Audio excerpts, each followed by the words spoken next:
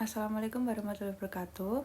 Yang kami hormati Ibu Ulfa selaku dosen pengampu mata kuliah Hukum Pajak dan Perpajakan kelas F.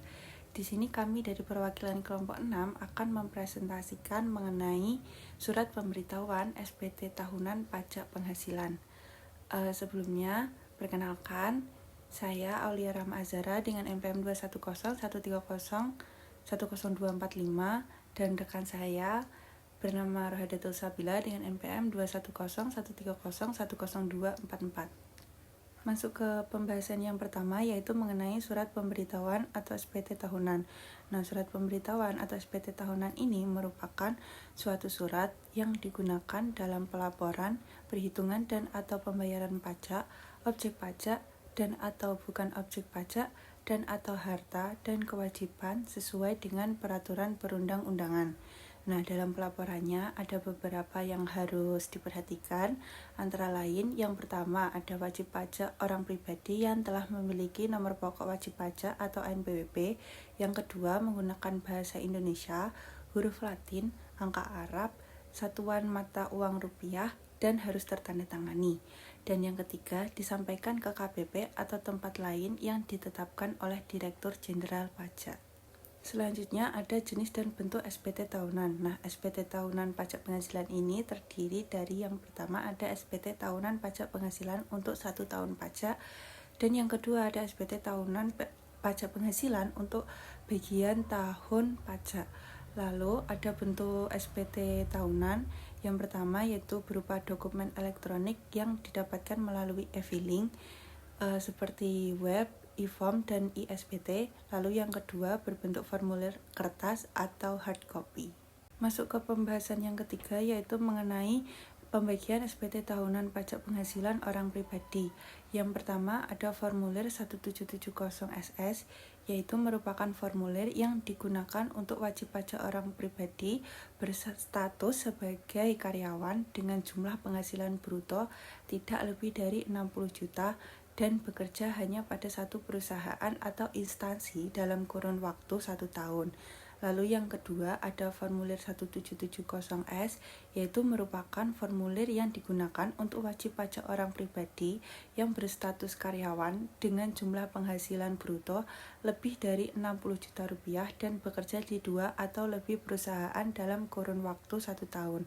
Lalu yang ketiga ada formulir 1770, yaitu merupakan formulir yang digunakan untuk wajib pajak yang memiliki penghasilan dari usaha atau pekerjaan bebas dengan penghasilan dari 1 atau lebih pemberi kerja, penghasilan yang dikenakan pajak penghasilan final, dan penghasilan dalam negeri maupun luar negeri lainnya.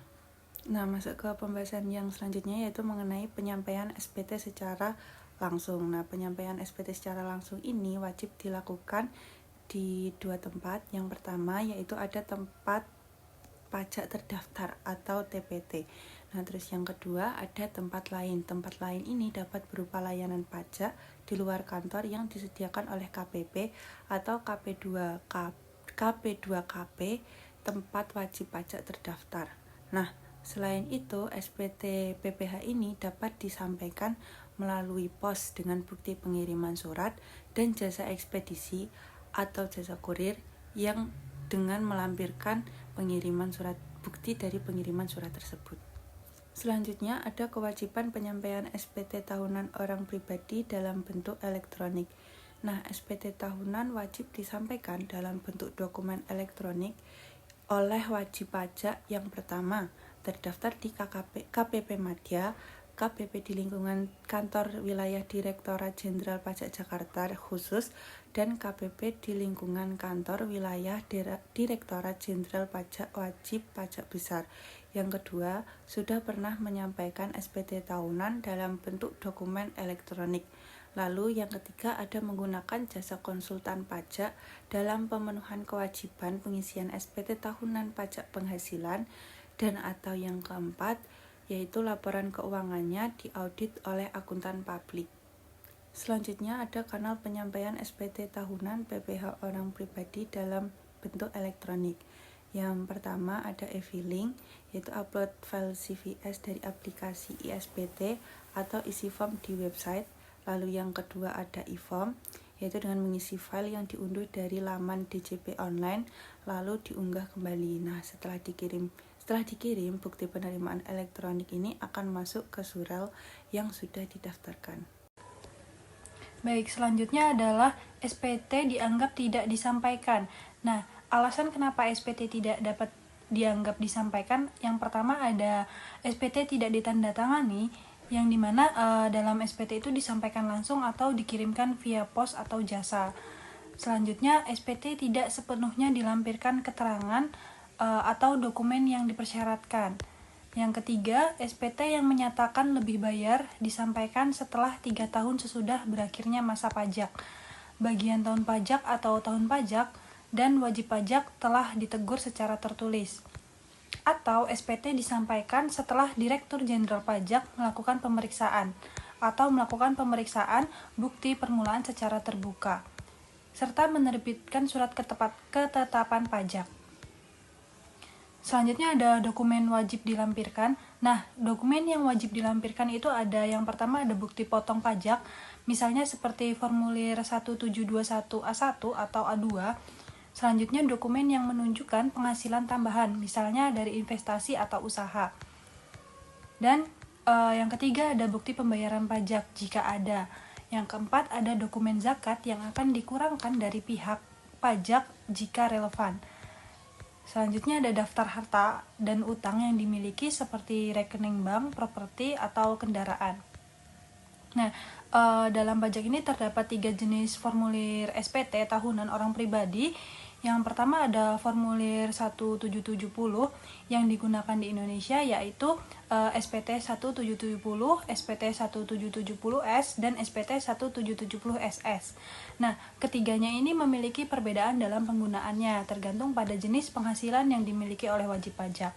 Yang pertama ada SPT 1770 adalah formulir SPT yang paling kompleks karena terdiri dari 1 lembar induk dan 4 lampiran, yaitu SPT 1771 yang berisi perhitungan penghasilan neto dalam negeri dari usaha dan atau pekerjaan bebas. Nah, lampiran keduanya itu SPT 1772 yang dimana memuat daftar pemungutan dan pemotongan oleh pihak lain, PPh yang dipotong itu di luar negeri, dan PPh yang ditanggung pemerintah. Lampiran yang ketiga yaitu SPT 1773 yang memuat penghasilan kena pajak final yang tidak termasuk objek pajak, dan penghasilan istri atau suami yang dikenakan pajak terpisah. Lampiran selanjutnya SPT 1774 yang dimana memuat daftar harta dan kewajiban serta daftar susunan keluarga. SPT yang 1770 yang kedua yaitu SPT tahunan orang pribadi 1770S, yaitu memiliki 1 lembar SPT induk dan 2 lampiran, yaitu SPT 1770S1 yang memuat penghasilan dalam negeri lainnya, penghasilan yang tidak termasuk objek pajak atau pungutan PPh oleh pihak lain, dan PPh yang ditanggung pemerintah. Lampiran kedua 1770S2 yang memuat lampiran yang dikenakan PPh final, daftar harta atau daftar susunan serta susunan keluarga. Selanjutnya ada SPT tahunan orang pribadi 1770SS adalah SPT yang memiliki format paling sederhana dan hanya terdiri dari yang memuat penghasilan dan hutang wajib pajak dalam setahun tanpa rincian. Nah, perbedaannya itu mereka ada kriteria masing-masing.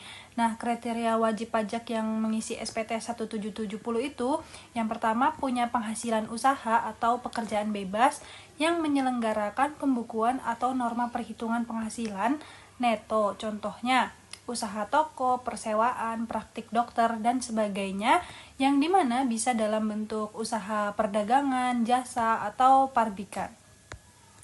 Yang kedua, memiliki penghasilan lebih dari 1 pekerja. Yang ketiga, memiliki penghasilan yang dikenakan bersifat final dan pajak penghasilan final. Yang keempat, memiliki penghasilan dalam negeri lainnya atau luar negeri. Nah, selanjutnya ada kriteria wajib pajak yang mengisi SPT 1770S itu. Yang pertama ada untuk orang pribadi yang merupakan karyawan atau pensiunan dari 1 atau lebih perusahaan dan memiliki penghasilan lebih dari 60 juta per tahun. Yang kedua, memiliki penghasilan dalam negeri lainnya. Yang ketiga, memiliki penghasilan yang dikenakan PPh final dan atau bersifat final.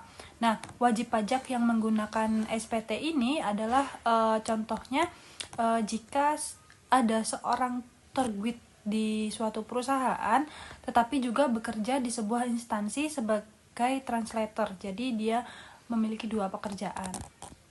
Nah, selanjutnya kriteria wajib pajak yang mengisi 1770 SS.